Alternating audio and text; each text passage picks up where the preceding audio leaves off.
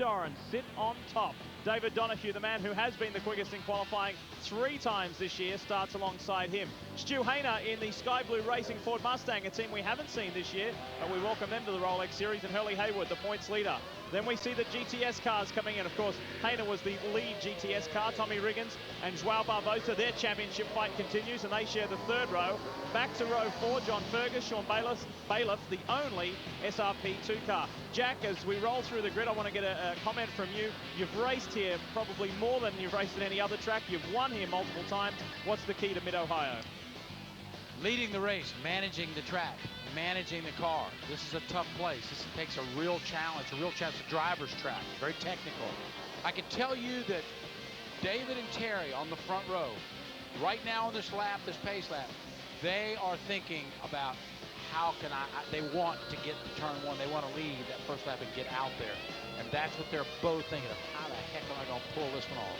And speaking of David Donahue, he carries our onboard camera today. Let's take a look at the view that will come from the 58 Red Bull car. We ride now with 2nd place David Donahue. We'll be showing you this shot plenty throughout today's broadcast. And Terry Borchella up ahead. That victory snatched away from him in the dying moments just a week ago at Watkins Glen with that classic finish that we've seen at the top of the show, and more than likely we'll see it lots more throughout the rest of the year. The car's just building up, heat in the tyres, warming up, coming round to the start. Guy Hobbs, what do you have for us? Just a quick update for you. The 29 car, Stu Hayner, only just made the grid. They have a leaking transmission. That very fast Mustang have a leaking transmission, and not sure how long they're going to last here today. So troubles already for those guys. Stu Hayner, an enormously experienced competitor. Great to see him in the Rolex Series. We've seen him in Grand Am Cup this year, but not the main event. Well, Stu Hayner, you know, great driver, really a specialist in this kind of car. These cars are fast. These Mustangs are very fast, as we've seen in the past. But Hurley's sitting right behind him. And I'm going to tell you something. Hurley's thinking, I got to get by Stu in a hurry. I cannot let Stu hold me up through all those turns and let those other 2 guys get away.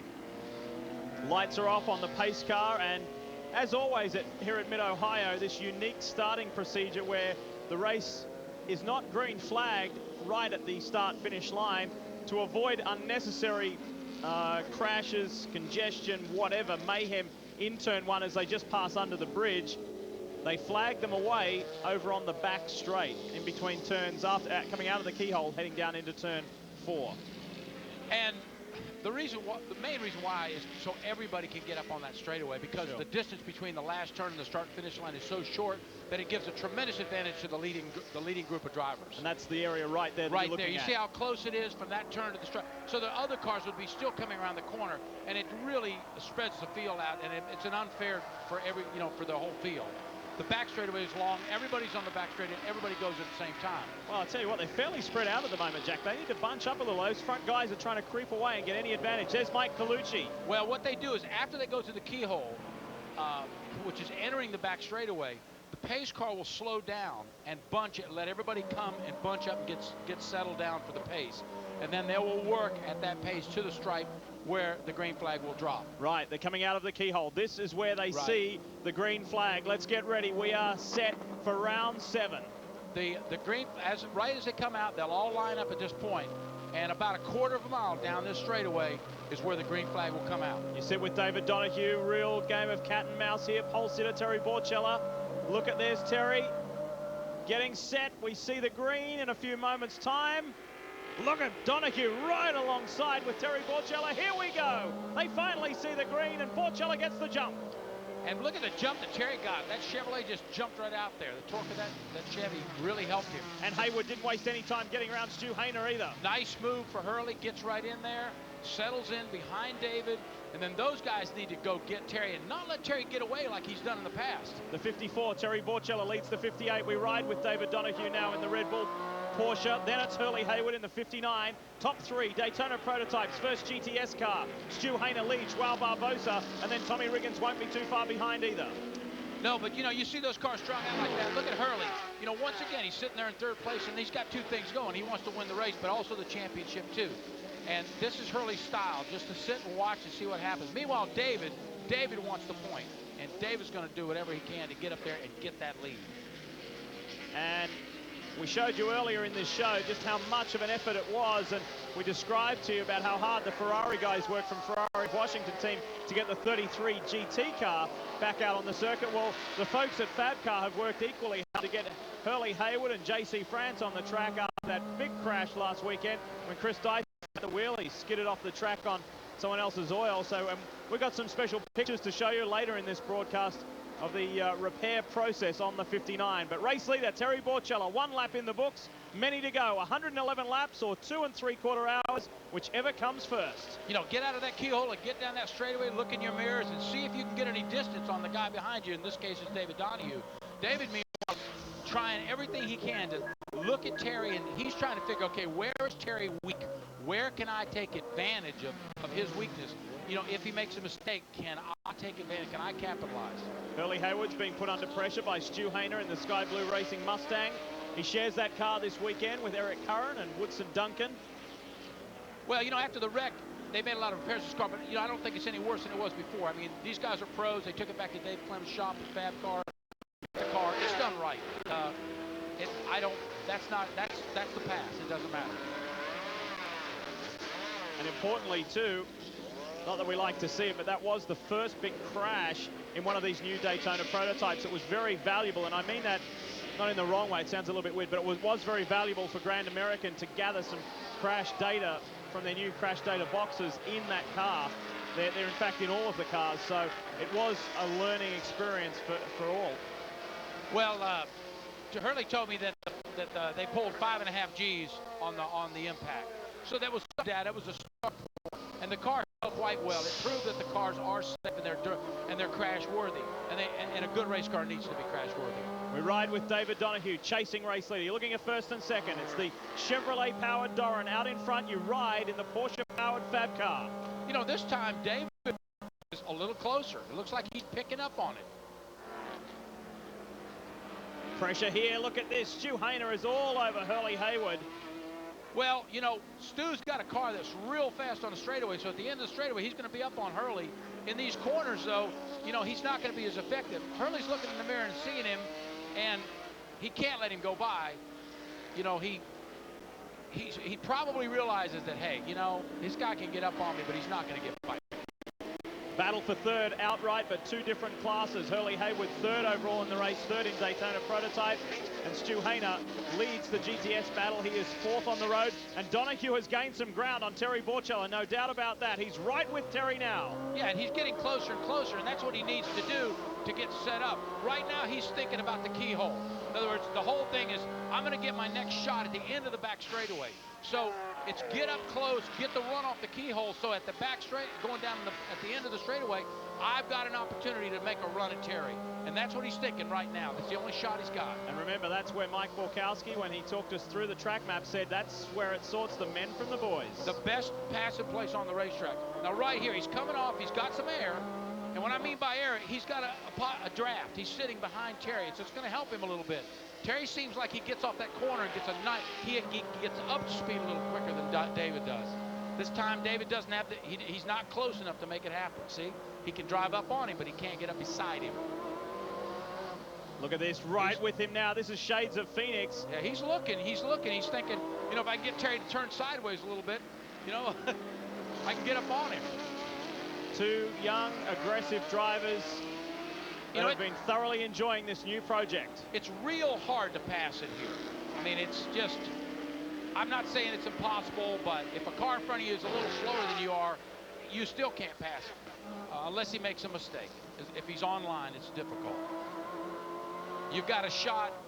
You can pass here. If you get a good run off the carousel, this turn right here, you've got a shot going into turn 1, which is where the bridge is. You've got an opportunity there, which is right here. This left-hander, this is an opportunity for passing. And the car, the 80, the SRP2, this is all that's just come out of the pits. And, you know, he needs to let them both go by, which he will. He sees them both, says, guys, go on by. I don't want to get involved with you. Once again, David's looking down on the inside. Looks like this time he's got it. Great move on the inside from David Donahue, and that had been coming from several laps back. Yep, he'd been working on him and I think that Picchio, the SRP2 car, helped him because it distracted Terry just enough that it gave David an opportunity to slip up underneath him. But look at the power of the Chevy. Yeah. Terry's trying to come back, but he can't. Well, and tucks in behind Donahue for the moment. Exactly, he's going to have to tuck in. And that BMW-powered Picchio, the SRP2 car, had just come out of pit lane. They've had some problems, but good to see them back out on the track, and a change for third as well. Stu Hayner is there in the Mustang, so plenty happening in the opening laps of the Mid-Ohio Road Racing Classic. We'll be back after this short view race leader, David Donahue, in the Red Bull Brumos Porsche. The car, the team that have won the last 2 races in a row. They're looking to go 3 straight here at Mid-Ohio today. You know, both of these cars have gotten quicker and quicker each race. They're really getting to be quite a pair as far as speed, matching each other for speed. You know, David taking a look at the mirror right there. See him looking at the mirror? Both sides say, where's Terry? How close is he? How much do I need to worry about this? Meanwhile, Terry's going to try to return the favor. He's got to do the same thing that David did before. Set him up, work at it. You just don't drive up and pass him. Stu Hayner still sits third as well in the Mustang from Hurley Haywood. 5th and 2nd, 5th overall, 2nd in GTS is Joao Barbosa, the combination of both Barbosa and Justin Bell in the Mosler MT900. Then running 5th overall, rather a 6th overall, is Fergus, the combination of Fergus and Greer, local drivers there in GTS. And now look at Borchella, closer than what he has been. Well, you know, when he came up over the top of that hill, he had to give away a little extra speed because of that Porsche, and that just helped Terry get tight. And now Terry's on him. Terry's thinking, okay, I see the traffic in front of me. Okay, maybe I can take advantage of this. Maybe I can, you know, in traffic, I can set something up. See, Terry's looking over, distraction. Get David to look in that mirror. Get him to hesitate just a little bit. The run up to the keyhole. This is where David Donahue executed that pass on Terry Borchella. Does Borchella have anything here? We'll see. Well, he's close enough. He's looking down on the inside. Nothing there. David's covering the inside. The Mustang is pulled wide to the outside. Let these guys go. Good, nice. That was a lot of courtesy there. And here they go. He's close enough now. He's close. He can use the air. He can get by. He's setting up on the outside. He's looking outside. You know, David's giving him the outside. You know, Donahue's got the inside defensive line and holds it again. Exactly, and that's where, right there, David, he took advantage of one again, took advantage of that Pontiac. This is the nature of this track. It's a very, very challenging racetrack. It's a driver's track, and things don't happen easily here. While this great battle goes on, just updating you on the GT class. Further back down in the field, leader of GT is Mark Kupfer. And he leads Schumacher and Rosser. That's the top 3 in GT. They're 9, 10, and 11th overall. The Ferrari is back in 14th at the moment. Mark Kupfer here in the 84. Doing a nice job for Acme Motorsport. And these are guys that we don't see at each and every round of the Rolex Sports Car Series, but nice to have them back here at Mid-Ohio.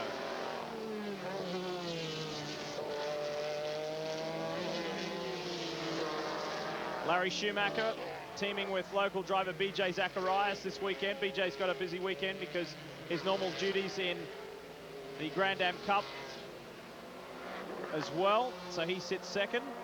But Larry Schumacher is in that car at the moment, the 98 Porsche. Here it is. There's a good scrap going on. There's Larry. He's being pressured hard.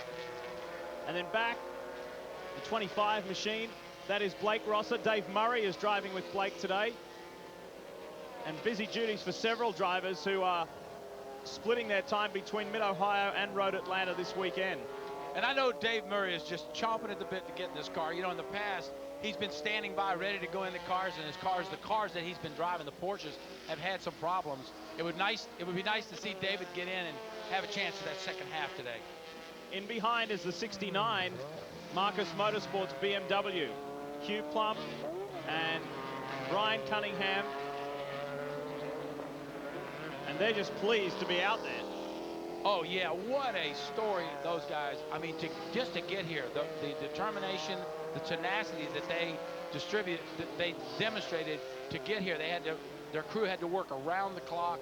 They had to drive all night long to get the car. It's a long story, but it's a tremendous effort, and you know they deserve all kudos to the fact that they're even here. And I mean, in short, the story is that their sponsor pulled the plug, limited funds, and they actually had no intention of being here this weekend. And then yesterday, when they saw the Ferrari crash, well, they thought, perhaps we should get in this, as they grabs a position. Nice work there by Hugh Plum as he picks off another one, moves up into the top 3 in GT class. And so, well, the Ferrari might not be starting, and we're only 6 points behind the championship lead. Maybe we should move everything we possibly can to get this car here, and it's nice to have them. And they had to borrow everything. They had to borrow the truck, borrow guys, get different guys to go around the clock, because guys couldn't, you know, some of the guys couldn't stay up that many hours. It was a tremendous effort, and they have had no track time at all. But did you notice back there, we're still following, did you notice the pass that he made coming on the front straight, that outside pass? Woo! I'm telling you, that's a tough one. Watch this pass. Let's take a look at the replay of that. Hugh Plum executing the move. Watch this, right around the outside. Man, you got to trust the guy you're running with to do that. Yeah, that's not an easy one. But you know, his car must be working really well for him to do that. And it's important for those guys just to hang in there. You get points anyway for running under green conditions, but they'd like to try and get maximum points to really take the fight up to Kurt Wagner and Brent Martini. Meanwhile, we ride with our race leader. Let's take a listen.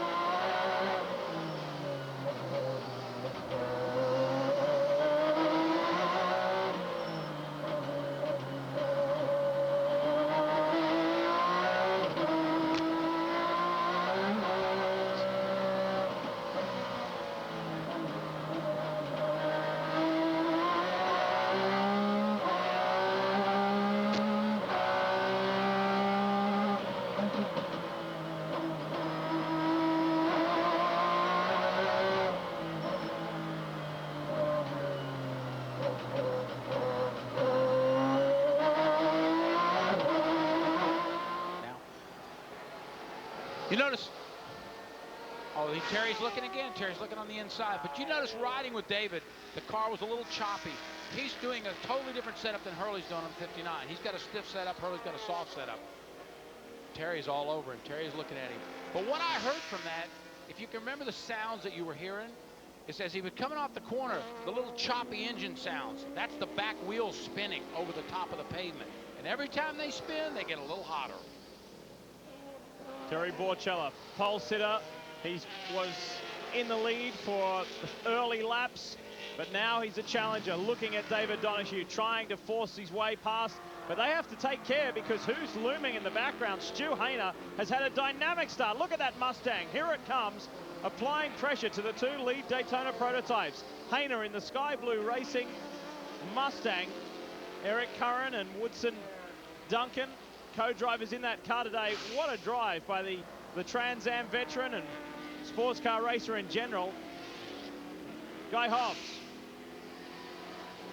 Jack just mentioned the soft setup for Hurley Haywood. Well, I was just talking to Jamie France pre-race, and he does not like the soft setup. And yesterday he was down in the 126s. This morning, he couldn't even get down to the 129. So there's some concern on Jamie's case. He'd rather the car was stiffer. And in fact, they're 50% softer than they were at Watkins Glen. Chris Neville? Well, actually, the 54 team had a tough day in practice. They missed most of practice because one thing that they had a problem with was a crank timing wheel. And we've got that crank timing wheel down here in pit lane, and this was actually separating and was giving a bad sensor reading to the fuel injection. So the team sat out most of the first day of practice. Right now, they're really excited that the car's doing so well, because they really didn't have a lot of time to develop their handling package. So Terry's doing an awful good job with a car that these guys haven't spent much track time. 11 laps down, 100 to go here at Mid-Ohio as Borchella applies the pressure to David Donahue. We'll be back. Yesterday, A lot of tape too, holding bits and pieces together.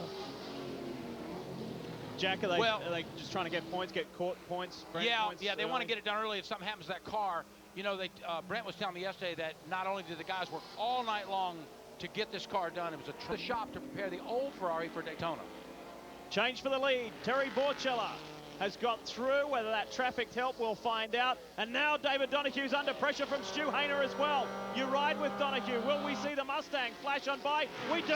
Now it's a braking duel. Donohue versus Hayner. David wins that battle. Oh, yeah, he's going to win the battle. He's lighter. So he took the inside, gave Stu the outside to protect the position. But Stu has got bigger and better plans in the near future, I think. And look at Terry Borchella starting to creep away. Here is the pass. Terry Borchella sitting in second, sizing David Donohue up. Donohue bobbled there a bit. See, I suspected that watching the onboard, that his rear tires are starting to give up that stiff setting. On board with Donohue. See, he had to catch it. He had to catch it. It stepped out, and that's all Terry needed to slip by. Now, what David's going to have to do is manage this car. He's going to have to manage his situation. He's probably given up a little front grip, a little power off the corner, a little exit grip. Spinning them back tires, you can't do it. But importantly, Borchella was there to pounce when the opportunity came up. Well, that's what you do at this track. You sit behind a guy if you're equal. There's not many places to pass. You have to sit and wait for that opportunity. Patience is always good here. Confidence exceptionally high in both these teams relating to these cars. Bell Motorsports in the 58 Brumos camp following Watkins Glen last weekend. They were the leading two cars, and what a scrap it was right to the finish. Now look at Stu Hayner again in the Sky Blue Racing Mustang. He says, I went outside last time, now I'll go inside. Yeah, David said, hang on, boy. You go right back. You stay back there. Hey, question. How many races have we seen after 14, 15 laps like this that are running this close, this tight in the history of sports car racing? Most sports car races aren't like this. Most of the time they're strung out running, you know, in a big, long, spread out train, and, you know, time will tell. This is exciting stuff to me. This is Daytona Prototype. Daytona Prototype GTS leader. That is Stu Hayner in the Mustang, running third overall, lead GTS car. We only have one SRP2 car here, and that is the G&W BMW Piccio. Those guys have had some troubles today. Lead GT car is still Mark Hupfer. Guy Hobbs. Just to update you on the Ferrari, what it is the systems weren't charging, the electric system, so they're changing the battery.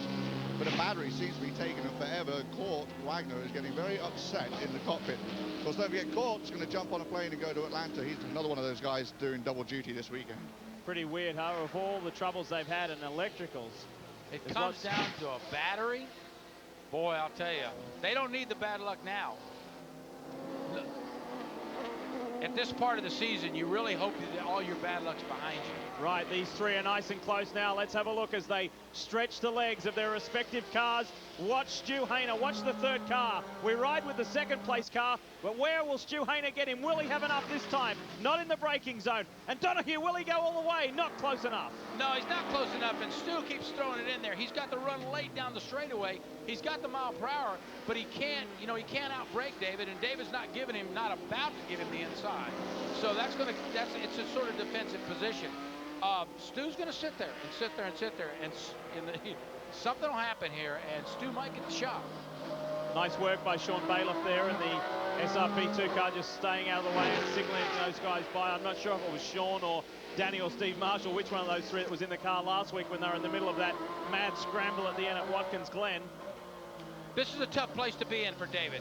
I mean, he's looking out, he's trying to go after Terry, and he's got to look at all the advantage, you know, all the places where he might be able to take advantage of that. But meanwhile, he's constantly checking his mirror because he's got to make sure Stu doesn't throw one on him. And you know, cover himself, because if Stu can throw a fender in there, buddy, I'm going to tell you, you know, you got to deal with it, or you're going to be a big wreck or something. So it's not a good, it's very, very tough situation to play, especially if you got somebody as aggressive and as good of a driver as Stu Hayner. Fastest lap of the race belongs to Stu Hayner, a 1:24.3, and he is consistently running very impressive lap times. Plenty of power on board that big Mustang. What does he have for Donohue this time? You see David take an inside line. Again, the defensive run down into turn 4, and again, Stu Hayner can't get by. See, he gets up to about the same place every time. David's aware of that, and David is just keeping him at bay, keeping him checked up. Backing through here, though. See right here, Stu can get. I'm gonna tell you something. If Stu can get up on him and give him a little tap, okay, that's pro driving. You know what I mean? I don't mean crashing, but I mean, yeah, that's in the cards. Get him distracted a little bit, and that might be the next. That might be the next method. You know? Is that why they used to call you Black Flag Jack? Hey, those kind of tactics. Well, if nothing else works, you know, sometimes the bumpers works. While these guys are putting on a thrilling race up front, they literally are in a class of their own because there's some 15 seconds back to the next car, which is the 59 Brumos of Hurley Haywood and JC France. Hurley is in the car right now. It's Terry Borchella in the 54 leading from the Red Bull Porsche-powered Fab car of David Donahue in the 58. Then it's the 29 of Stu Hayner for Sky Blue Racing, a car that we have not seen this year in the Rolex Series. See, and it's what it's doing is it's causing David to jump on that throttle. He's got to get off the corner to keep Stu off of it. So what does it do to the back tires, Lee? Gets them hotter, makes it more difficult. You know, here we go, once again on the outside. Down to the pits, Chris Neville. You know, Bob, early on in this race, we're seeing David under a lot of pressure from a GTS car. David's back in this points championship. How smart is it for him to be battling with the GTS car? Or should he just let it go by? I'm sorry, Chris. As far as David battling with the GTS car, I guess a racer is a racer. I think that we're hoping the GTS car will run out of brakes and tires, and it's always our hope with a heavier car out there. But I think David's doing just great. He's a great professional driver. He knows what he's doing. He's not going to get up there and rub paint with a metal blade. Well, these guys are hoping Stu Hayner just goes away. Well, while he's been annoying and hassling David Donahue, there's a bit of a break there now because of lap traffic, and we have word that we are under our first full course caution. There you can see the double yellow on the front straight, and that has allowed Terry Borchella to get away, but that lead will now come back, and this looks like the Kenny Bupp John Levy car. It is the 18 machine. Well, this caution is going to certainly help Stu Hayner and David Donahue, as well as Hurley in the 59. Give it about a lap or two for it to come in. I'm sure that got his attention. Terry Borchella has handed over to regular co-driver and team owner, and we welcome him back after he had to make an emergency dash home last weekend at Watkins Glen and didn't race. Forrest Barber, that is. Donahue has handed over to Borkowski. Haywood has handed over to JC France. A lot of driver changes. And one of the reasons why they want to do these driver changes, is for points. You only get points if you drive under a green condition. So if something happens and the car breaks and you don't get in, you don't get the points. So we ride now with the 58 Red Bull Porsche. Mike Borkowski, who talked us around our track map earlier in the broadcast, and he's starting to weave his way through the slower traffic at the back of this pack. Well, he's certainly got to be comfortable here. As many laps as he's got at this track. Yeah. He's got to feel good about this today and the chances he's got. So at the moment, it's Hayner in the Mustang, Barbosa in the Mosler, Barber in the Doran, Chevy. Then it's Hupfer, lead GT car and 4th overall. Then Fergus. Then it's JC France. Then it's Larry Schumacher in the 98. Then Mike Borkowski. Then the Cunningham Plum BMW, and then the Rosser Murray Porsche. That's the top 10 at the moment. And they're all trying to weed their way back up through the traffic on that restart and get back to the point. Get back together. So, if they can get back together, get up there and get racing each other, take the lead back over. Borkowski with teammate just up ahead. Oh yeah, there's a nice pass down. He shouldn't have any trouble getting by this SRP2 car down on the inside. Now he's looking at the 59 car ahead of him. There's something about with a driver when you see that next car when he's like, go get him, go get him, go get him. It's that extra determination that you have. It's something about seeing him out the windshield. It's like the bit in your teeth. You want him, you're gonna get him. Well, some fantastic news to come out of Mid-Ohio today in regards to the future of Grand American Road Racing Association, and in particular the new Daytona prototype category. Two guys who are right in the middle of that wonderful news are standing by with Guy Hobbs. Now, Guy, fill us in on that wonderful announcement. I certainly will do. With Selby Wellman and Paul Mears. Selby, first of all, great racing going on out there. Oh, it's terrific. It's absolutely, we can't wait till we become a part of it. And that's what the big news is. You guys have made the announcement at Speed Source that you will in fact go with the prototypes. I'm sorry, I couldn't hear you. You made the announcement that you are in fact going to buy a prototype and run it for Speed Source. Yeah, we bought 2 of them, and we're going to run them with Speed Source. We've run with Speed Source for 3 years, and we know Larry, we know Multimatic. We're super excited about it. Now, will you be running the Ford? Yeah, we're going to be running the Ford engine and the Multimatic car. We're going to bring 2 cars to the series next year, and we just can't wait. In fact, we're going to start this year. Larry's going to let us have his development car, and we're going to run it the last 4 races this season. That car won at Daytona. You're going to have to take care of it. Well, we'll do our best, okay? But that's the whole idea, to spend the rest of this season learning the car and learning how to handle it. It's quite different, as you can imagine, from the Porsche Cup cars that we've been running. That's great news that you guys will be bringing on 2 cars for next year. We look forward to it. Thank you. We look forward to being with you. All right, Paul Mears and Selby Wellman. 2 new Daytona prototypes on the way, and you will see Speed Source racing in that 88, the Daytona winning prototype from the next Watkins Glen race. We go to Daytona next, and then there's a little bit of a break, and we'll be back at the short race at Watkins Glen for the final 4 races of the year. You will see that Daytona winning car, the Daytona prototype winning car, I should say, the number 88 Multimatic Ford at that event with Sylvain Tremblay, Selby Wellman in it, and they will campaign one of those new Daytona prototypes next year. Paul Mears will campaign the other one with a yet-to-be-announced driver. So very exciting. And Speed Source has sold all of their cars, all of their Porsches. They're done. They sold them to the non-makers. And so this is their last weekend at racing in Grand Am Cup. From here on in, it's all about Daytona prototypes. Wonderful news. And they did a great job in the Grand Am Cup Series. Great competitor, really good trip. Sylvain Tremblay runs a super operation. I really look forward to them competing in the Daytona prototype category next year. I think they'll be just an excellent competitor. The field bunching up now here. Look, Forrest Barber coming under pressure here. JC France has got Mike Borkowski all over the back of him. We ride with Mike Borkowski now in the 58. That's JC France immediately ahead. Co-championship points leader with Hurley Haywood.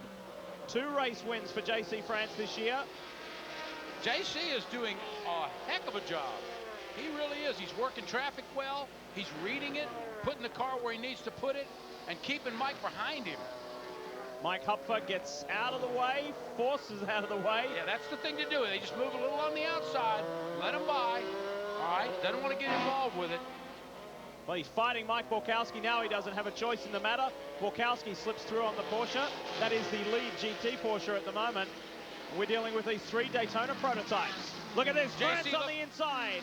Looks down on the inside, got a great run at Forrest. Nice braking. Now Borkowski wants a piece of it as well. Wants a piece of Forrest Barber, that is. Trying to force his way through. Get past as quickly as he possibly can. Leading the way, though, it is still Stu Hayner in the Sky Blue Racing Mustang. These guys need to try and catch him. We'll be back. Leader, and there is plenty of airtime between he and Joao Barbosa in the Mosler, fellow GTS driver. So it's 2 GTS cars at the top of the tree at the moment. In fact, make that 3, because the 82 car of John Fergus is sitting in 3rd. So 3 GTS cars leading the Daytona prototypes. We need to see these guys perform a driver change yet, though. Stu Hayner setting the pace at a cracking pace, that is. Then we have JC France, Mike Borkowski, Terry Borchella. Here is the 2nd place car, the Crazy Soap Mosler, Joao Barbosa, the Portuguese driver, who actually leads the GTS points chase by 8 over Tommy Riggins coming into this 7th round. You know, and they know that Stu Hayner doesn't have any points, but at the same time, I've got to believe that they'd like to get up there and pass him and Sure. be leading the class, because that's what you want to do. But at the end of the year, if you can say that you're the champion, and forget about that guy who came and blew everyone away at Mid-Ohio, right. if that's the case, if indeed that is the case. And here's John Fergus, who is a local. I think he lives here in Columbus, Ohio, and he's been running this track for years. A very, very good driver, teamed up with Dick Greer. And that is an ex-Genlozzi Trans Am Corvette, a good race car. pushing hard and maintaining third at the moment. Weaving his way through some of the back markers. Good strong start for these GTS cars. We have had driver changes though in the Daytona prototypes. And the lead 3, we just have the 4 here today. As you saw what happened earlier in the show to the Segwa Sport Toyota, it got nailed and sustained too much damage to start this race. And we've had a change here too. Mike Borkowski is by JC France. So the 58 machine moves up into 4th overall and is the lead Daytona prototype. And down in that 58 pit is Guy Hobbs.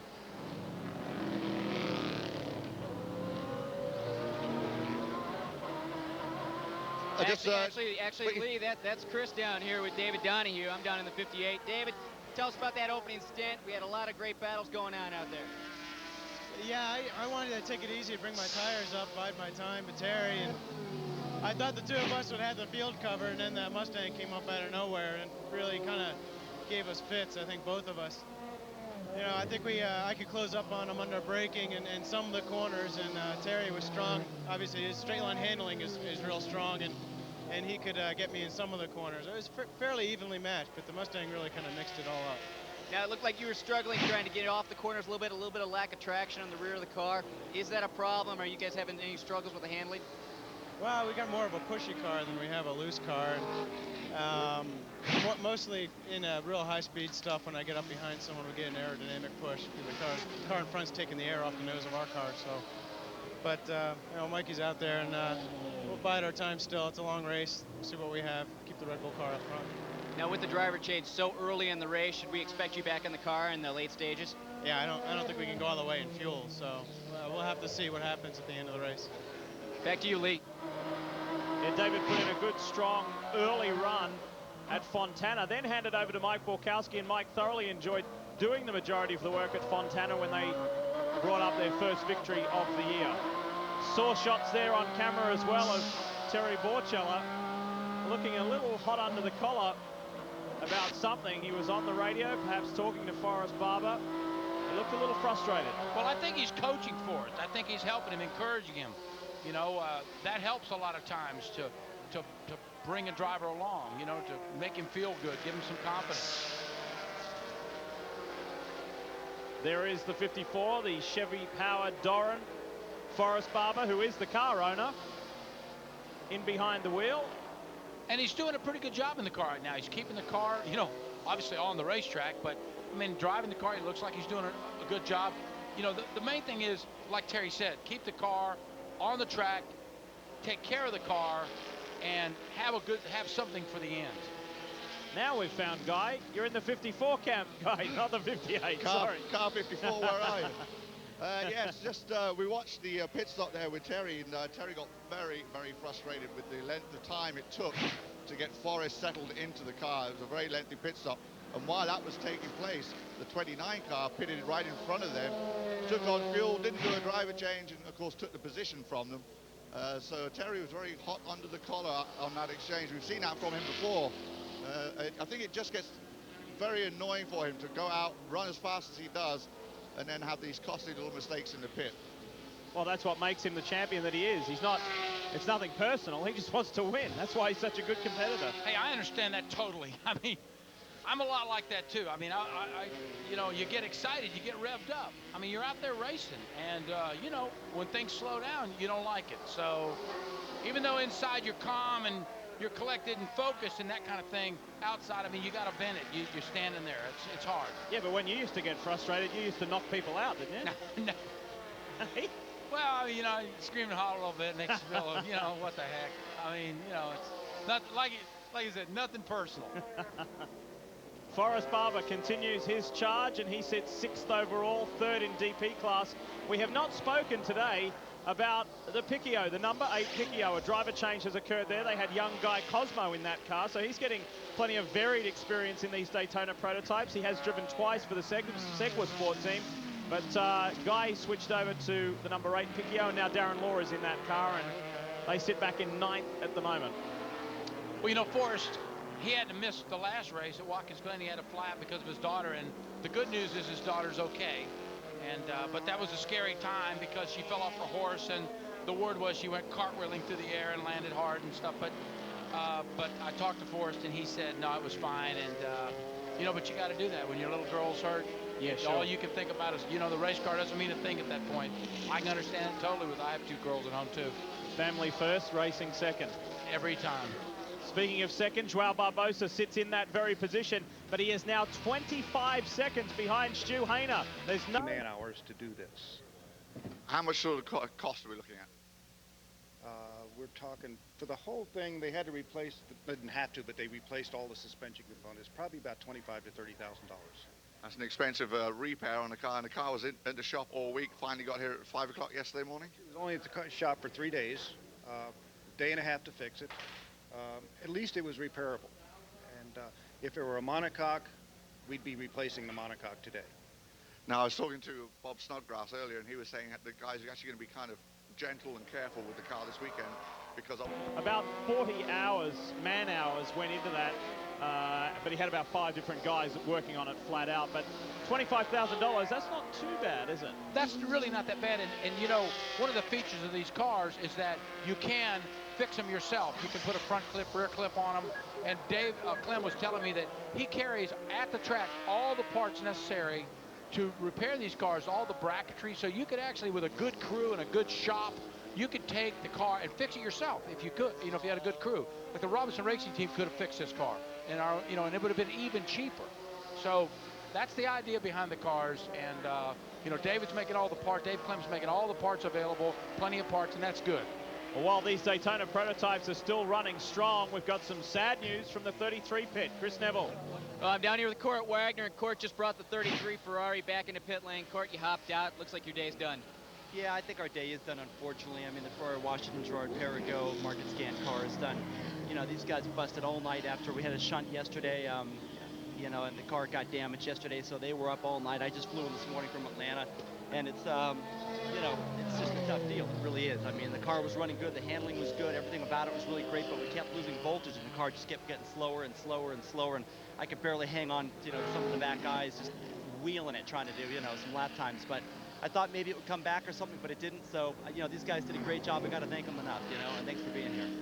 Well, a lot of misfortune for this team, but the 69 BMW, they're hoping to capitalize on this. They are, but at least the 33 Ferrari will get some championship points. Both drivers raced under green flag conditions. We were talking earlier about the G&W Motorsports BMW powered Piccio. Here it is here. Darren Law is now behind the wheel, has taken over from young guy Cosmo, and they currently sit 4th in class. There is only 4 Daytona prototypes here this weekend, but they are back down in 8th position at the moment. Yeah, because of the stop, but their lap times are pretty good. And hey, the good news is they're on the racetrack and they're going around. They have struggled with this car, and it's just nice to see them out there. That G&W group is one of the best teams out there, and they have just they've worked so hard on this car, and it showed speed. It's been fast at times, but they've just got to work through these reliability issues so they can, you know, get what they need to get out of the car. Guy Cosmo was saying that he has found it a little difficult settling into this car, and he said he did find quite a few differences between this and the Fab car that he has been used to driving. And he said, boy, I'm learning a lot about driving this Piccio. He said, my level of respect has just gone way through the ceiling for Darren Law. He said he is something else, the way he can muscle that car around at such a quick pace. Well, that's what I was going to say, that one of the best things they've got going for them over there at G&W is Darren Law. One of the finest drivers, you know, in this country. Race leader Stu Hayner, and he is the leader to the tune of 34 seconds over fellow GTS driver Joao Barbosa. They lead overall and in GTS. Mike Borkowski has been able to get past the 82 of John Fergus. So our first Daytona prototype, here we go, look at this, now he's up into second. So no longer third, Borkowski is making ground. Now can he eat into that 34-second margin that Stu Hayner has? Well, I don't think so, because right now, Stu Hayner is still the fastest car on the racetrack, lap in, and lap out. He is a good full second faster than Mike. Now Mike's got an open racetrack. He might be able to turn that around, so we'll have to wait and see. Let's have a look at that on replay. The pass for second, Borkowski on Barbosa. Yeah, and you know, Barbosa wants to let him go by. Just he doesn't want to get involved with that. Swing wide, give him time to get by and on. Watch. Barboza swings outside, doesn't bring the car to the apex. Lets him have, opens the door, what we call open the door. Let him by, go on. Pretty sophisticated driver, Joao Barboza, and not getting tangled up in anything that he doesn't need to at this early stage of the race. They had a troublesome Watkins Glen run, he and Justin Bell. They want to stay in this. They want to get maximum points. They may not get maximum points today if this Sky Blue Racing Mustang of Stu Hayner keeps running as strong as it has started. Now let's start to monitor this lead. Now that Borkowski has clear track, it's a one-on-one fight between he and Stu Hayner. There's 36 seconds now between first and second. Let's see what Mike can do. Yeah, the last lap was a 1.5 second difference, but that's going to change. Now it's a 0.5 second. So, you know, Mike might be able to start turning this thing around. Chris Neville. Well, I'm down here with Eric Curran, and it actually looks like these guys are getting ready to do a pit stop here. He's getting his helmet on. Now, Stu Hayner, we all know that he's very comfortable in these tube frame chassis cars, the Trans Am type cars. But Eric Curran is a little bit of a new name to this. But Eric has had a lot of runoff experience here. He actually won the runoff, so he's Mid-Ohio, he's very familiar with, so he should also be very exciting to watch once he hops in the 29 car. Big moment, big opportunity. He can grab it with both hands and run. And having that 30-plus second lead will certainly help them in their driver change. Every little bit, every second certainly helps. Time to put a lap on Darren Law, and now he's about to put a lap on Forrest Barber. So, and you know Terry's sitting back in the pits, and he hates to see this. Oh, this will kill Butch Ellard. Well, Chris Neville is in that pit. Terry, we just saw the 29 car put a lap on Forrest. What is this going to do to the latter half of the race? I'm not sure. I think he's going to have to pit, so we're still in pretty good shape. The 58 and 59 car are back quite a ways, so Forrest is doing a good job, and it would be nice for a yellow right now. Now, you guys struggled a little bit in the early part of the weekend. You missed a bunch of practices because of mechanical problem. How's the car working for you today? It's going pretty good. They had a Grand Am Cup race today and a couple of other support races, and the track got really greasy with the rubber, and the heat was pretty intense later in the day, too. So I think the track will be coming to us as the race goes on, so we should be in good shape. Well, we all know how intense Terry is, and I'm sure he's just hoping he can get back in that car real soon. Yeah, give me a shot at that 29. That's what he's saying. But their task has become increasingly more difficult going down a lap, and that means that the top 5 cars are the only ones on the lead lap. That is Stu Hayner, Mike Borkowski, Joao Barboza, John Fergus, and JC France. Those 5 cars. However, yet to see this car perform a driver change. Likewise with the Mosler for Mosler Automotive. Likewise for the 82 of Greer and Fergus. We have seen a driver change, of course, with Borkowski and JC France. Yeah, but also, yes, the 29 car has to come in, but so does the 54 car, I think. Fifth place car on track at the moment is the 59 JC France. We saw the opening stint performed by Hurley Hayward. Let's hear from him now. Hurley's sitting on the pit wall here, and Hurley, before the race we asked Bob Snodgrass to rate the team's performance so far this season. He gave it a B+. How would you rate the performance so far in this race? Well, it'd probably be about a B+ also.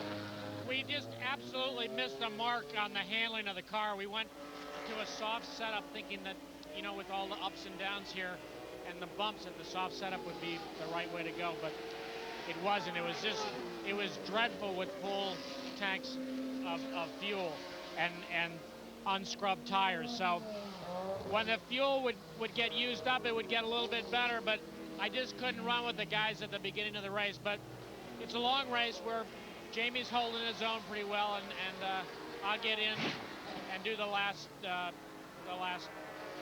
stint, however long that is. So we should be in good shape.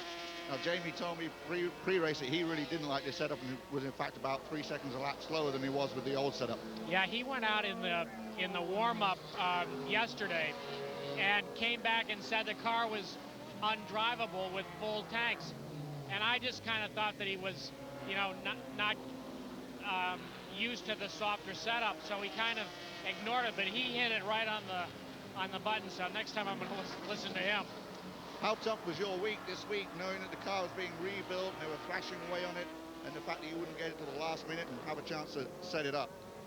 Well, that didn't worry me at all. The guys, the guys are really good at putting broken race cars back together, and Dave Clem's guys, got right on it. So basically, they arrived up there on Monday morning, and we had the car here Thursday for the first practice. So it was perfect. There's not many race cars that you can hurt that badly and get fixed that quickly and get back in the show. So that's really good. And that's what makes these prototypes so good. Lee, Jack? Well, what he's talking about making the car undrivable, he's soft. When the car's got a full load of fuel, it's heavy. So it wallows around it, a lot of movement. It feels heavy and fat. It's just like driving a waterbed. Let's take a look at our GT class leader. This is still Mark Hupfer in the 84 Acme Motorsports entry, and he will hand over to Paul Mortimer shortly. Mark's done a great job opening, and he's handling the pressure. He's got a fairly comfortable buffer at the moment over the BMW for Marcus Motorsports, Hugh Plum, Brian Cunningham, and those guys will know that the 33 Ferrari is out, which will give them even more incentive to go for maximum points and strike while the going is good. We'll be back. Ohio Road Racing Classic continues, and a hard luck story could very soon turn into a good luck story. Hugh Plum behind the wheel of the 69 Marcus Motorsports BMW. This team down on their luck. They lost their sponsorship. Well, they had to rally hard and send friends and crew scampering across the countryside over into Virginia late last night to retrieve this car. They made it in time. They didn't qualify the car yesterday. It only arrived here in time for the race today. And here is why it is so important this car is still running around. We know that the championship points leading car of Brent Martini and Kurt Wagner is out. They have retired from this race due to the torrid weekend that they have had. But Brian and Hugh only sit 6 points in arrears. It is pressure time. Just getting points isn't enough. They've got to try and win this one and take the fight right up to the Ferrari of Washington outfit. And one of the team drivers is with Guy Hoff. Yeah, currently second in points. Obviously having some radio communication problems and handing up the lap board there. Brian, the decision to come here the last minute, now second in class, the Ferrari's out. You've got to be feeling pretty happy about that. Oh, it's not the way we wanted to have this race go. We'd rather beat them on the track. We have the car that can do it. BMW's been fantastic. It's running great right now. Don't want to jinx anything, but he was doing a good job, and we just need to get through the next hour. When will you get in the car? Well, I'm aiming to get in the car in about the next 15 minutes. Okay. Now, the fact that the Ferrari's out, you guys can now take the lead in the points. Now, is that going to help you as far as going to the next race and then trying to get some sponsorships?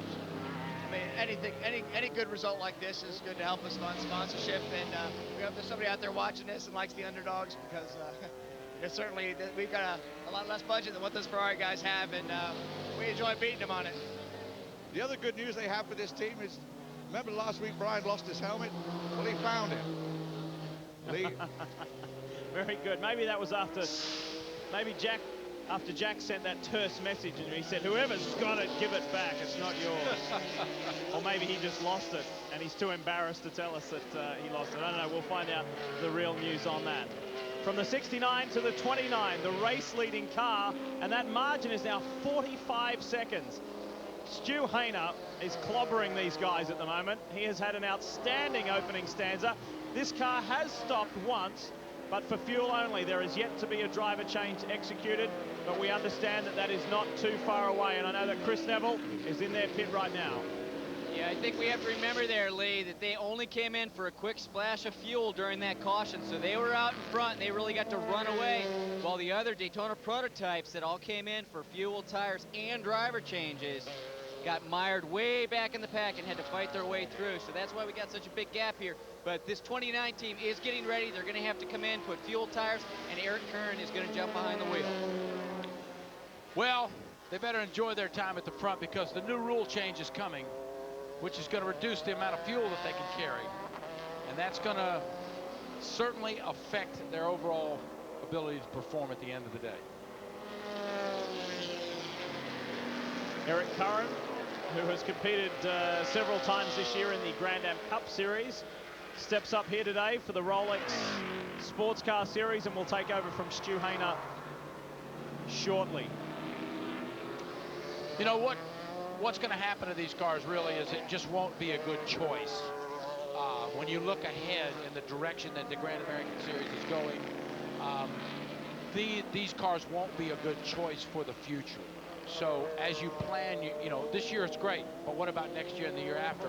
It's just not the right way to go. Well, we've mentioned it before this year, haven't we? And we'll mention it again. The ultimate plan of the Grand American Road Racing Association is literally just to have a two-class series, and that is Daytona prototypes and GT cars. Yes, and exactly. And the GT cars will take on much like the top class in Grand Am Cup, except with more performance, obviously, and opening the door for all the manufacturers and keeping the competition tight, keeping the racing good, so that the people are up on the edge of their seats. The 29. They're going to lose that whole lead that they had to the 58 car. And you just saw the 58 car flash by, so Borkowski is the new race leader.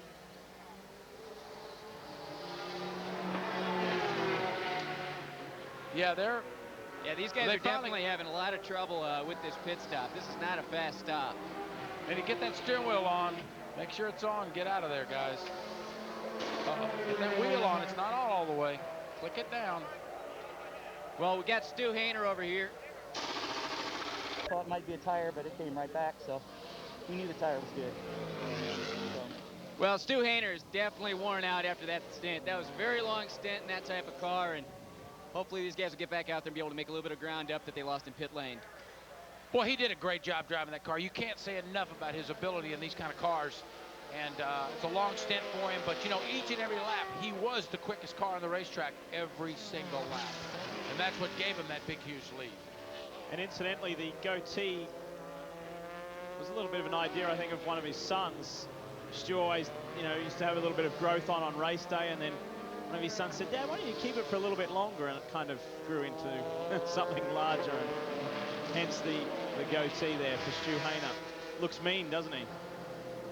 He's driven mean today as well, but now the ball is in Eric Curran's court. It's up to him as he is on his first outlap, and we've got one of the Audis down there in the gravel trap. Not sure how long that has been there for or whether that's just happened, but it is in a fairly tricky position. Whether we will go under full course caution or not, yet to be seen. I would say if that Audi can't get out of that spot, I would say that is probably going to bring out a caution. That would be my guess in that location. But you know, these Audis four-wheel drive, I wouldn't be surprised if you just didn't back it out.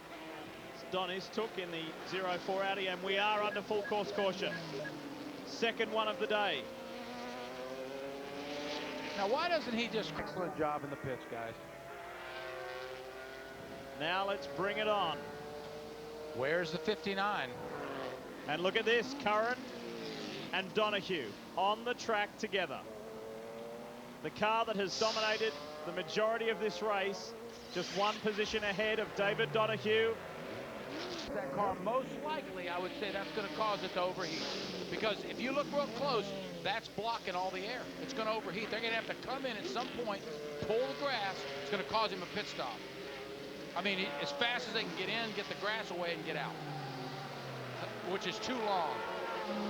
Gets past Hurley Haywood now. The 58 moves back up into second. This is the corner where David Donahue ran wide last time round, but he keeps it on the black stuff this time.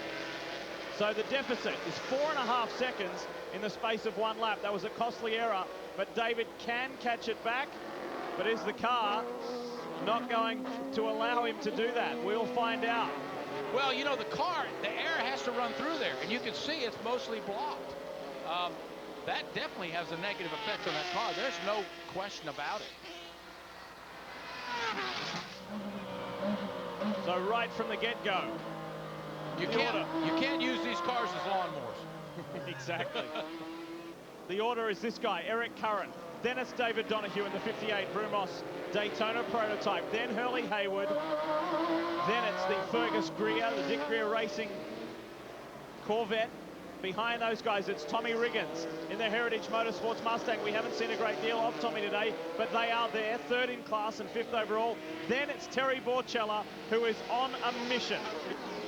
I'll tell you somebody who else is on a mission, Hurley Haywood, because Hurley saw David go off. Hurley's real smart.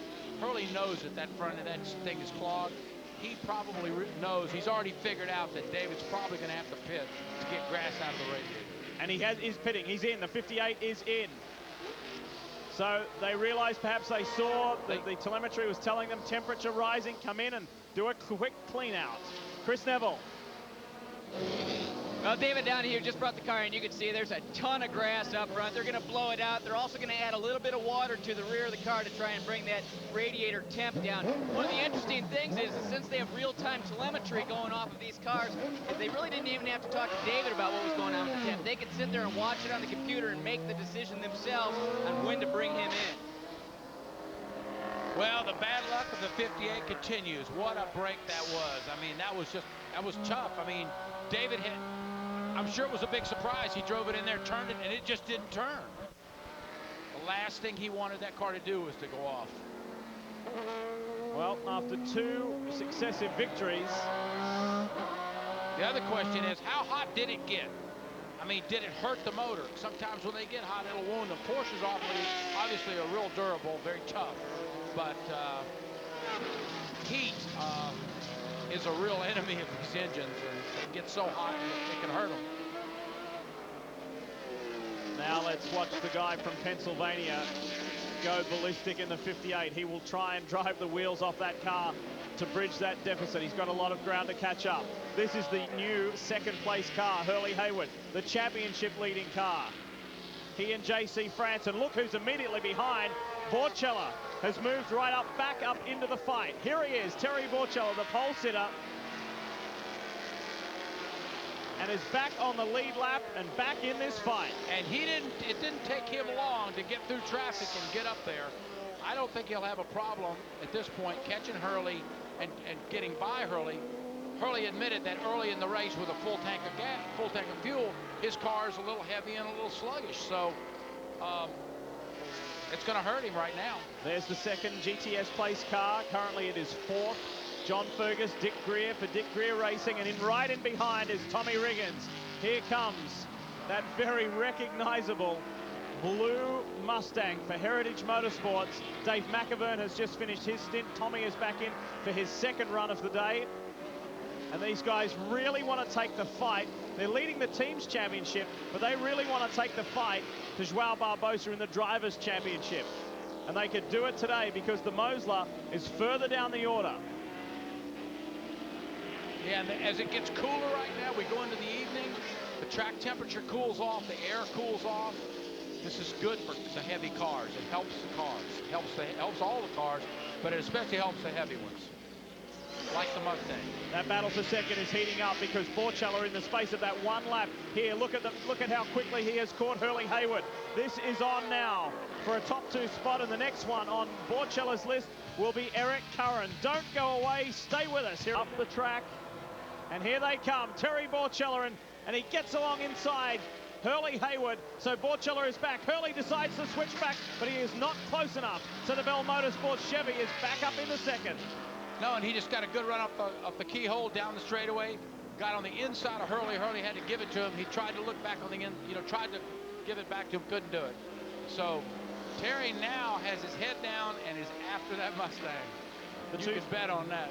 The 2000 GTO champion, the 2002 SRP2 champion. Terry Borchella has got a pretty impressive resume, but he would love nothing better than to win this new, in its first year, the Daytona prototype category.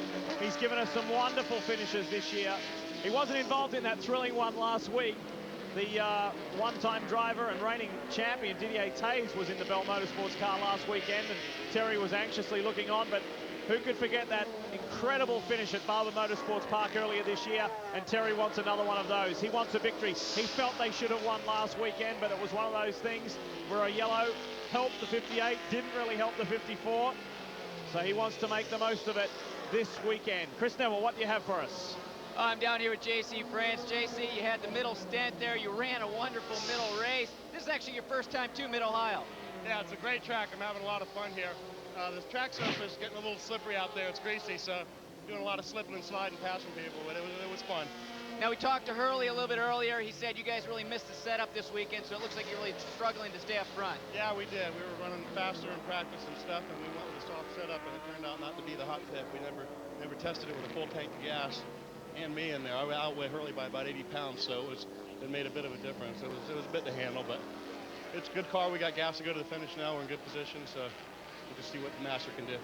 You guys had a strong points lead going into Fontana a couple races ago. You've had some bad luck since, and now the points chasing. Daytona prototype is really closed up. Is this changing the strategy of the 59 car? No, we run every race to try and win it. I mean, it's a long season. It's still early in the season. Anything can happen. You know, if you don't get out, you crash out of a race, or you don't get any points, you know, you're going to be out of the hunt anyway. So I mean, we just go out there and run it as hard as we can, and then, you know, we're having a good battle with our sister car, 58. It doesn't get any better. Back to you, Lee. Thanks, Chris. The margin up front now is 7 seconds between Eric Curran and this guy, Terry Borchella. To update you on David Donahue, he did not go down a lap when he had to come in and get that grass cleaned out the front of the car after running off the circuit. He's some 27 seconds behind, and as we ride with David now, he's right on the back of Justin Bell. They come across the line to complete yet another lap, and yes, that margin is 27 seconds to the race leader. And you see, the Musler, it's not going to let him by. Why should he? I mean, he wants to run as hard as he can. I mean, David's going to have to work his way through all this traffic. There, he got a nice move down there. He can outbrake him. Look at that, hard braking. Hard braking. Rocks it up. And this is uncharacteristic of David Donahue. So the run off the track that caused the problem, now doing that, this is stuff we haven't seen David Donahue do this year.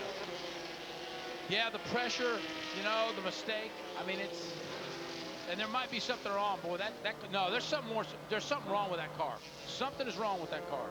It's not brakes. Chris, that's the motor.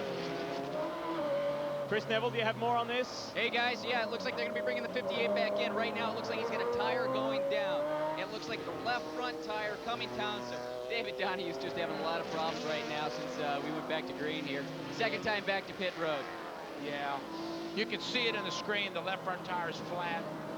I thought for a second there it might have been the temperature causing the motor to have a problem, but obviously it is the tire, and this will probably cost him a lap. Let's have a look at that replay going up into the keyhole. He doesn't know he's got a flat tire. He drives it in there, hits the brake pedal, and whoops, it ain't stopping. Uh-oh. He does a nice job of saving it, keep it on the black stuff, but, you know, took the entire corner to save it. Luckily, didn't go off. And that's the reason. That makes sense now. That's why I said it's uncharacteristic for David Donahue. You just don't see David do those kind of things. No, no. You see he's got the back wheels locked up there. I mean, he's doing everything. I mean, believe me, that was a heck of a driving job to keep it on the racetrack. And this victory is going away from them. Whether it was ever a victory, but their chance of victory is gone. Well, they're going to have to probably change more than one tire. They'll work on the front end a little bit right here. See the big cut in it?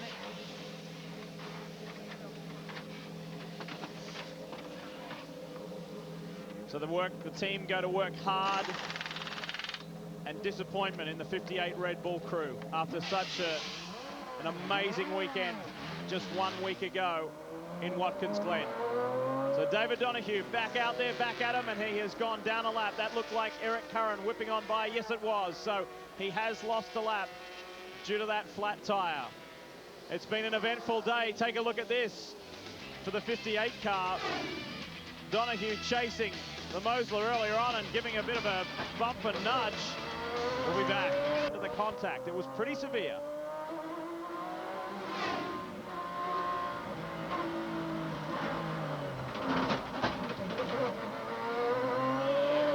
And from a driver's point of view, that's a terrible sound. Now you're thinking, is my car hurt? Well, if he'd have realized it before he got to pit in, he could have jumped in that lap. But instead, he went down to the keyhole, and he had to drive it around on a flat tire. Cost him a lot more time. Let's get down to the 58 pit. Chris Neville is with Mike Borkowski. Mike, you just hopped out of the car. You handed it over to David. You got all kinds of problems now. You guys were doing so well from Fontana to Watkins Glen, but now a little bit of bad luck. Yeah, we were actually really running a smooth race here. We took over the lead. We knew that the GTS car had to pit. David was going to go out. He was running really good lap times, and I'm not sure what happened, but it looks like he went off. I don't know if there was a problem with the tire. And got a lot of grass in the radiator. It was overheating, so we had to pit, clean that up, and otherwise the car was going to overheat. So that set us way back, and then I'm not quite sure. I don't know if he got into the Mosler or not, but we got a flat tire, had to pit again. So once again, we're digging our way up, you know, out of a hole. So we really, really need him to unlap himself and then get a yellow. Well, right now, they're just hoping to get around the 29, get that yellow. You know, crazier things have happened here in Rolex. Back to you. That's a big wish list, but yeah, we've seen plenty of crazy things happen this year, so we will wait and see. Still plenty of time left in this one, round 7 of the Rolex Sports Car Series, and at the end of the year, at the awards banquet, there will be a hard luck award, and I'm sure that the 58 team will get it. Not that they want it, but they have had more than their fair share, that's for sure. You could argue, too, whether whose fault that was. The contact, was David too eager? Did Justin not give him space? Whatever. You argue over a beer, but it's happened, and the 58 is trying to catch up ground. Well, when you try to make a pass at that particular place on the racetrack, you got to know that the guy on the outside's got to come back to the apex. He's got to do it. You can't go around that corner. Like right here, that's the spot. You see, there's no room on the outside. So Justin had to come back, and David wasn't far enough in there. It was just, David was just trying to make time, and maybe just, you know, a little, he's probably kicking himself right now thinking, man, I should have waited. I should have known better. Let's bring you up to date with the 48 car, the Heritage Motorsports Mustang. Tommy Riggins has taken over from Dave McAbern. This car currently sits 4th overall and is the 2nd place GTS car, and that bodes well for their championship aspirations. And these guys had a pretty interesting week. We're going to get it down to their pit, and I'm sure we'll hear more about that. Guy. Yeah, I'm with Dave McAvern, handed over to Tommy Riggins, who's just got by the 82 car, picked up 2nd spot in the class, and that's, of course, going to help with points with the Mosler struggling. Yes, it is. Every position we can pick up. We were only 8 points out in the driver's points to the Mosler when we started. Every position's 2 points, and if we can get up to 1st, that's another 3. So Tommy's going to put the heat on him and see what he can do. Getting up to 1st could be kind of tricky. About a 20-second lead right now with the 29 car. That 29 car is really fast, and you're right, it's going to be hard to catch up with him, but Tommy's in the car, and he's going to give it everything he's got. I'm talking about really fast and cars. You went and tested a Daytona prototype last week. How was it? I got to tell you, Guy, it was great. The Multimatic people put a tremendous car together. They have a super organization, both technically and physically. The car was great. We enjoyed driving it, and we appreciate that they invited us up there. And are we hopefully going to see you in one of those? Well, we're working on it right now, and as soon as this 3-race run's over, Tommy and I are going to sit down and see what kind of package we can put together. All right. Keep a close eye on Tommy Riggins in the 48, currently 2nd in class right now. I think we're going to hear plenty more news about, well, new announcements, I should say, about teams purchasing Daytona prototypes. If you've just joined us, we told you earlier about the Speed Source team, Sylvain Tremblay, Selby Wellman, and Paul Mears Jr. They've purchased 2 brand new ones that'll debut next year, but they'll be seen in the 88, the Daytona winning car, the Daytona prototype category winning car. And there's more announcements on the way, that's for sure. The 29 is off. The lead car has pulled off the side of the circuit, and their day is done. Eric Curran climbs from the car after such a dynamic start. We're 78 laps into this race. Stu Hayner was magnificent, and Eric was holding up his end of the deal as well. Perhaps it's engine problems, more than likely, and that hands the lead to Terry Borchella. And Terry at this point can settle down a little bit, you know, back off the fever pitch. And obviously Eric had a massive failure, just pulled it off. It's over. And Forrest Barber radios to Terry Borchella and says, what were you getting so hot under the collar about? It was all under control. Right, exactly. Now just bring that car right to victory circle for me, please. So Sky Blue Racing back to green. Let's go. Tommy Riggins on the inside of Hurley Haywood. The Mustang throws it at the Porsche, but then has to tuck in back behind. So it's Terry Borchella leads them up the hill towards the keyhole. then it's Hurley Haywood, then it's Tommy Riggins, then there's BJ Zacharias in the Schumacher Porsche. That's the lead GT car. And you know, Tommy Riggins all day long has known that 29 car's been up front. He says, hey, I want a piece of this action. I can do it too. They've been a great team all year, a great competitor. You know, they tested the Multimatic. I hope they go and become part of the DP group, because they'll be a real competitive team next year. Justin Bell looking for an inside run there, and as everything, just getting back to the Riggins-McEvern situation with purchasing that Daytona prototype, if they do, again, it all comes down to budget, and Dave McEvern himself finances this whole operation. He's a successful car dealer in Vermont, and I'm sure if they can find some extra funding, they will be there. They loved it. And credit to Larry Holt and all the guys, Barry McSherry, and everyone at Multimatic Racing for being so proactive and just offering that platform and that opportunity for people to come and say, yeah, okay, you can come and drive our car. This car won the Daytona prototype category at the Rolex 24. Come and see it, drive it, go away, and as a result of that, as a direct result of that, they are selling cars. And everybody that went up and looked at the car really complimented the car and the operation. You know, since they've sold some cars, there's other really, really good cars coming. The class is just going to grow, and I really believe this, like Terry and all the rest of them said, this is the future. And again, there will be definitely one, perhaps two more announcements by the time we get to the Paul Revere 250 in just a few days' time. Now, Terry's up there. He's all by himself. He knows this is his race to lose. And he's not being pressured. He knows he can handle, or he thinks he can handle Hurley. And he's got a good lead right now. And so Darren Law is in the pits. The Picchio has come in multiple times. Chris, tell us more. Well, you can see here these guys are trying to get the bodywork straightened on the top of the car. It looks like the roof of the car has come loose here, and they're trying to tape that down. Darren came into pit lane, and that roof was actually flapping up quite a bit. So they're going to put a lot of duct tape on this. Hopefully they can secure the roof and get Darren back out of pit lane. But once again, this PTO is having more problems. And writing his PhD on patience is Darren Law. Nah, none of those guys give up. They just don't do that. That's just not part of their nature. They'll keep in there and then, you know, keep that thing going. If that thing runs to the end, that'll be good. I mean, it's been a frustrating time for them, but the car has shown that it is fast and it does have potential, and I just hope that organization gets to see some of that. Overall leader and Daytona prototype leader from Phoenix, Arizona, soon to relocate to Georgia, Terry Borchella. Leading and leading well. He's got almost a 4.5-second gap over Hurley Haywood. That's how it sits in Daytona prototype land. Third in the class is, of course, David Donahue, and is on the storm. He's only 9 seconds behind Borchella. Can he make that up? He has posted the second fastest lap of this race. The quickest lap of the race belonged to Stu Hayner in the 29 Mustang. GTS class leader, Tommy Riggins for Heritage Motorsports. And after a very nerve-wracking weekend last weekend when they had mechanical problems, they fixed it, they went down so many laps, but the GTS class leading car went out. That was the Remax Corvette at Watkins Glen. They managed to pick up the class win there, and that helped their championship chase. They lead GTS in terms of the team standings. They are second as far as the manufacturer standings are concerned. Mosler leads the way there. And look in the background, here comes David Donahue. He is storming, absolutely storming through this field. And this race is not over yet.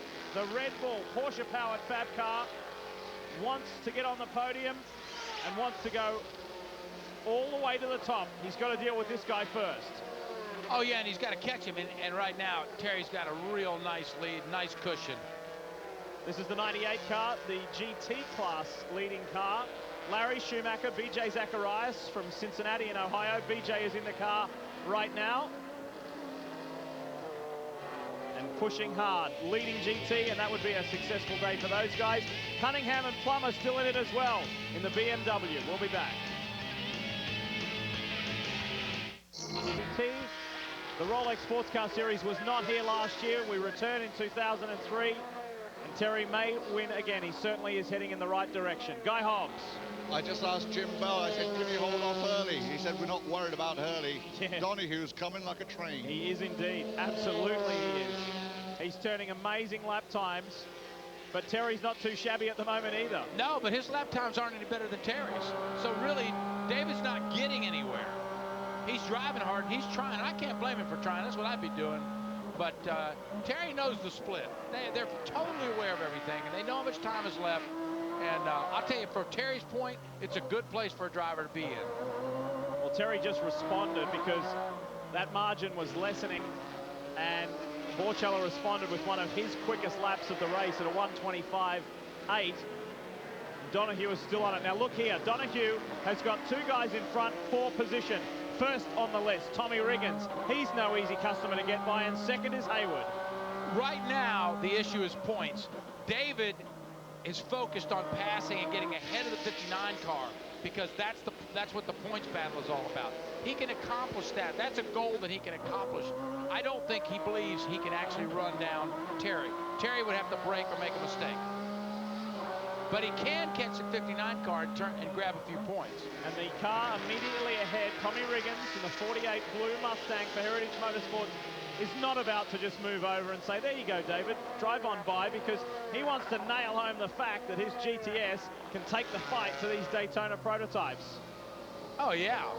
Now we ride with Donohue. Let's have a listen. Well, he's up on him. He might be able to outbrake him. But you see that Mustang is strong.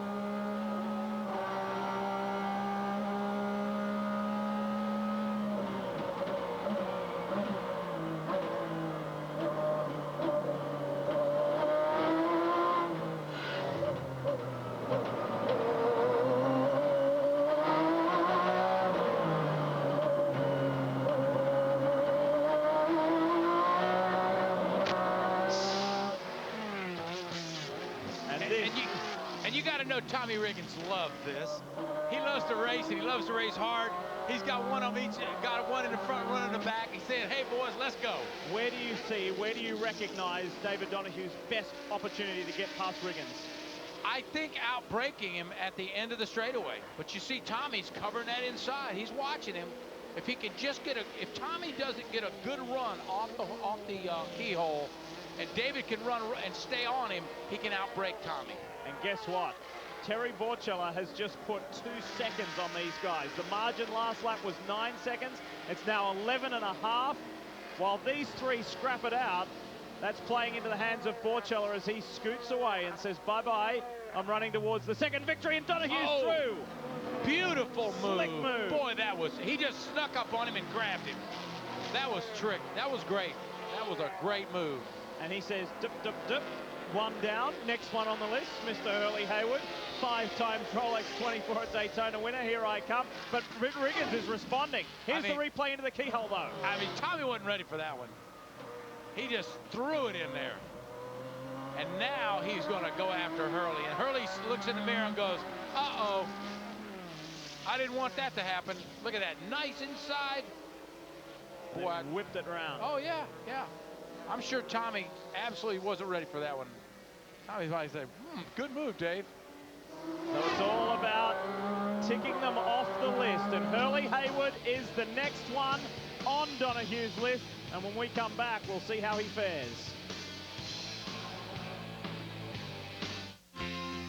Here between Hurley Hayward and David Donohue, teammates. And as Bob Snodgrass, the leader of Brumos, said, there are no team orders.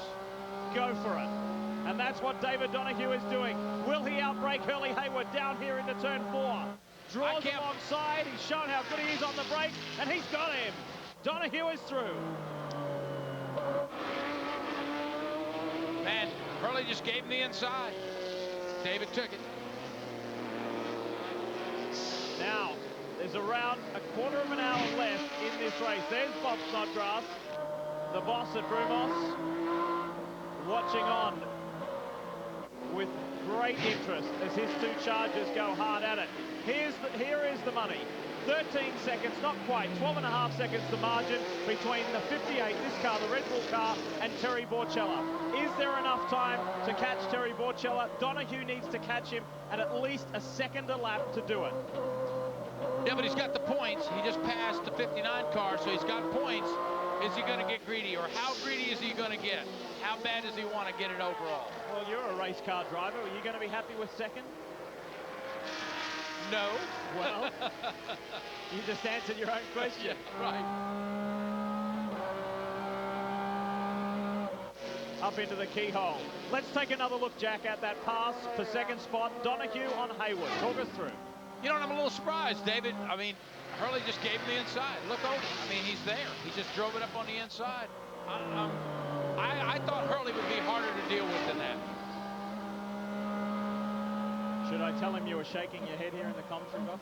Well, you were just surprised. You know what? There might be something going on with Hurley's car because Tommy just got by him, so something's happening with Hurley's car. We did hear from Hurley earlier that he wasn't happy with the setup and the car wasn't exactly the way that they wanted it.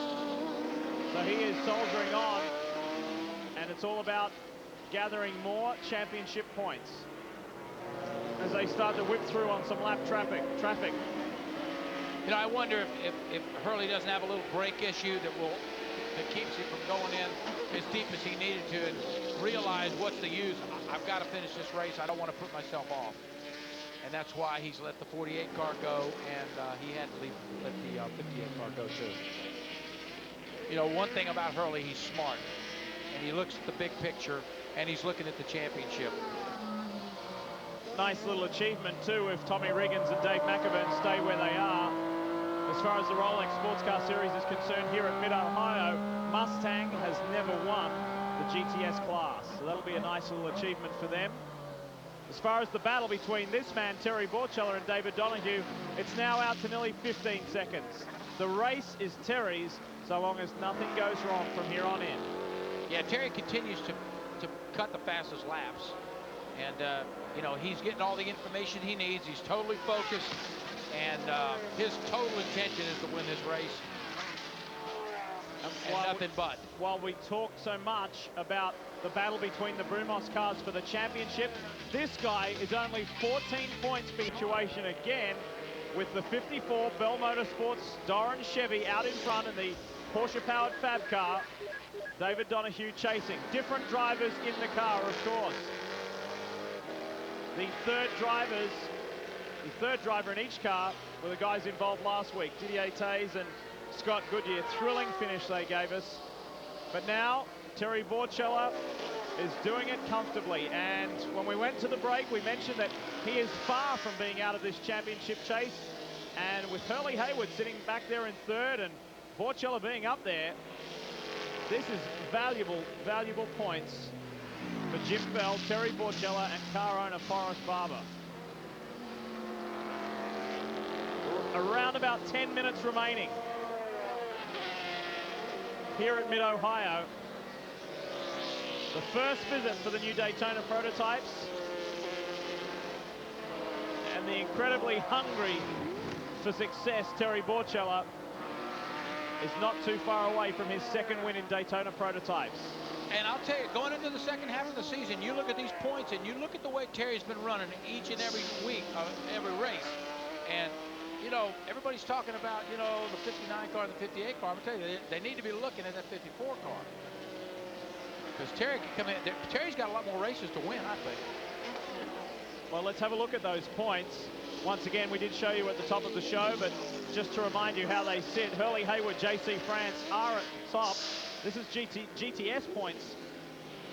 And that's a pretty tight battle as well, because Riggins is chasing hard, and Riggins and McAvoon are ahead of Joao Barbosa. So that's going to be an interesting one with, after this, just 6 rounds remaining.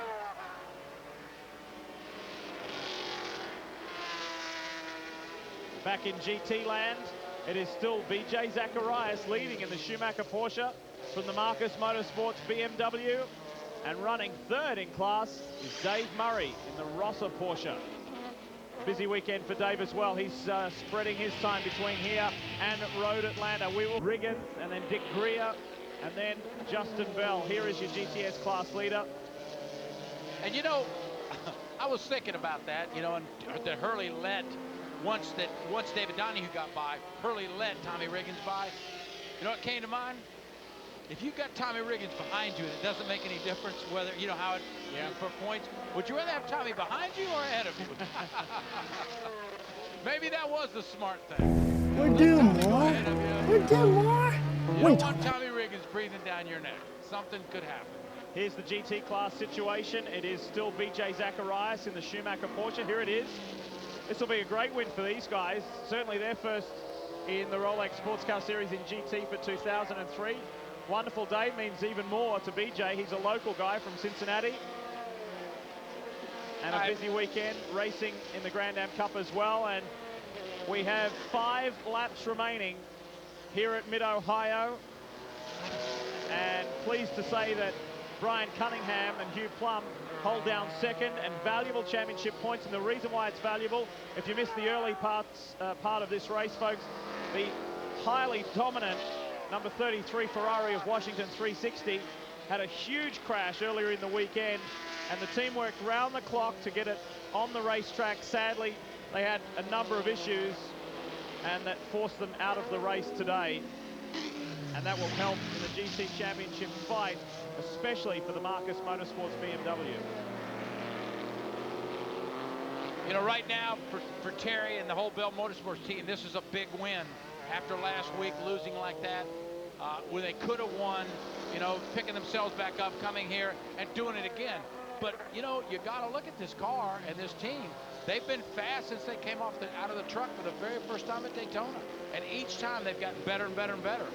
I'll tell you, I look ahead at the championship, this is the car I look at. Very stylish car, and just one of many different chassis manufacturers. This is the Chevrolet-powered Doran, and that's the boss.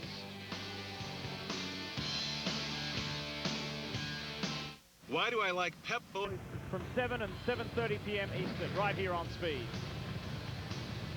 We will take you to the checkered flag in round 7 of the Rolex Sports Car Series, the inaugural year for the new Daytona prototypes.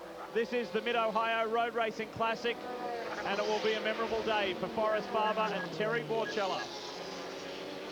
Just a handful of laps left to run around this extremely challenging circuit before they taste and celebrate their second victory in this class this year. Their first was a very memorable one in the half wet, half dry, slick and slippery conditions at Barber Motorsports Park. There is the car owner and co-driver, Forrest Barber, who did a real nice job today. He did what he needed to do. They had a plan, they stuck to the plan, it worked.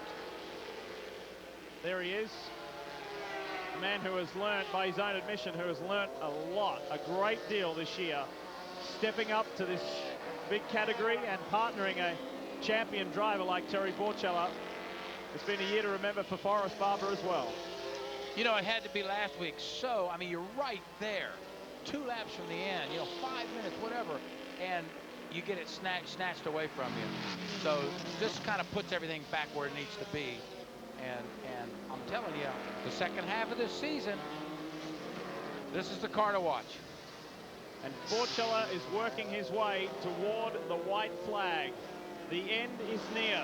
If you missed the majority of this race, 3 caution periods. The first one for Kenny Butt when his Camaro stopped out on track. Second one was when Don Istooks out, he went into the gravel trap. And the third one, and probably the most significant one, was when race leader Eric Curran in the Sky Blue Racing Mustang, it just came to a stop after leading very well. We had plenty of action with the 58 Red Bull Brumos car. David Donahue went off track. Grass went all across the front of the car, caused the engine temperature to start rising. They had to come back in. It's been an action-packed race, and we have just 1 lap to go before Jim Bell and his team celebrate victory yet again. You think Terry's saying a little prayer right now? I think one more lap. Just give me 1 more lap. I'll tell you what, today I'd call, you know, David Donahue's Great Adventure. Yeah. Well, that's one of the most commonly discussed things about the Daytona prototypes, and one of the positives is that when you come to the track, nothing's a given. No one knows who's going to win from day to day. You should have said, you know, Donahue, they're on a roll at the moment. Maybe Hurley Hayward. Well, who knows? Today, it's Terry Borchella and Forrest Barber's day. That's for sure. And it wasn't easy. It didn't come easy. It was the hard way. They had to go out there and earn it. They had to earn it all day long. It took them all day to get in a position to get this car. They got a half a lap to go. Riggins is on his way to yet another GTS class victory. Boy, what a dominant performance from those guys. That'll be their third GTS class victory this year. And a podium, up on the podium, top 3 overall. And here we go, Terry Borchella bringing it home. Time for Jim Bell to celebrate. It hasn't been an easy weekend for these guys. They've had more than their fair share of engine problems. Through the carousel for the final time. And Terry Borchella has mastered Mid-Ohio yet again. The Bell boys celebrate.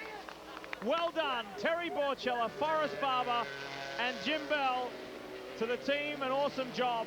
And GTS spoils will go to the Heritage team yet again. They take the fight to Joao Barbosa and Justin Bell. Another victory for the Heritage team, Tommy Riggins and Dave McAvern. The Mustang was brilliant today. And coming in third, a fine achievement. David Donahue did cross the line for second. Hurley Hayward in for fourth and third in class. But the day belongs to these guys. Bell Motorsports. They blew him away. Look at Terry. He is pumped. Hey, there's nothing like the feeling of winning the race. For everybody on the crew, everybody on the team, and all the friends and family that are watching, there's just nothing like it. And it's hard to describe. He's got one more race meeting to do in just a few days' time, and then he gets a vacation with his wife and children, which he is much looking forward to. Here's our GT class leader and about to be the winner. BJ Zacharias and Larry Schumacher. Yet again, a different winner in the GT class. Interesting stuff, and congratulations for those guys. Tremendous performance. Sadly, we lost the 33 Ferrari, but celebrations for the Schumacher team in GT land, and for Hugh Plum and Brian Cunningham. They've got Borkowski, and in the end, the margin 8.6 seconds. So the roles and the winners reversed from just a week ago. The Bell car gets there on top. First GTS car was the third car overall. Congratulations yet again to Tommy Riggins, Dave McAvern, and you can read through the results there, but fine effort by those guys, particularly the Bell team. Oh yeah, they're getting faster and faster all the time. I look for them to be really strong in the second half. I think the 59, the Brumos team, has some work to do with their setups to combat the speed of the 54 car, and obviously the Picchio they've got a lot of work to do. And back in 19th and a non-finisher was Stu Hayner and Eric Curran. Hard luck to those guys. But let's talk about the winners. Let's hear from the winners. Here's Guy Hobb.